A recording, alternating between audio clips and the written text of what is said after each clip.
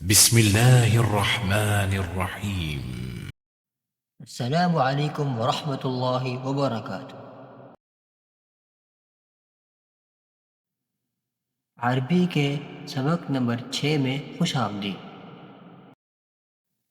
الدرس السادس، چھٹا سبق۔ ذالک، تلک، وہ۔ ما ذالک، وہ کیا ہے۔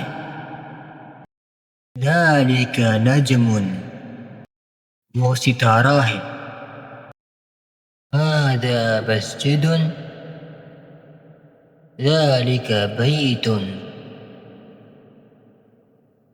یہ مسجد ہے، وہ گھر ہے۔ ھذا حصان، یہ گھوڑا ہے۔ ذالک جمل، وہ اونٹ ہے۔ من ذالک، وہ کون ہے۔ ذالک مدرس، وہ استاد محترم ہے۔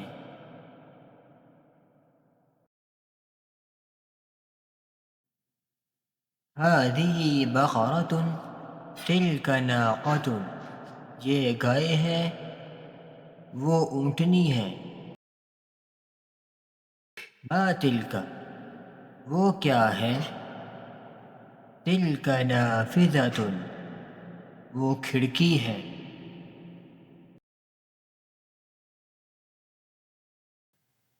ما تلک، وہ کیا ہے۔ تلک سیارۃ، وہ گاڑی ہے۔ اھذہ دجاجۃ، کیا یہ مرغی ہے۔ لا، ھذہ بطۃ، نہیں، یہ بطخ ہے۔ ذالک اور تلک کے بارے میں چند ضروری قاعدے۔ یہ دونوں اسماء اشارہ ہیں، ان دونوں کا مطلب ہوتا ہے وہ۔ یہ دور کی طرف اشارہ کرنے کے لیے استعمال ہوتے ہیں۔ ان کو عاقل اور غیر عاقل دونوں کے لیے استعمال کیا جا سکتا ہے۔ ان میں سے ذالک کو صرف مذکر چیزوں کے لیے ہی استعمال کیا جا سکتا ہے، اور اسی طرح تلک کو صرف مؤنث کے لیے ہی استعمال کیا جا سکتا ہے۔ ذالک لکھنے میں ذالک بغیر الف کے اور پڑھنے میں الف کے ساتھ پڑھا جاتا ہے۔ آئیے اب ہم اس سبق کی تمرین یعنی مشق دیکھتے ہیں۔ درجہ ذیل جملوں کا اردو میں ترجمہ کریں۔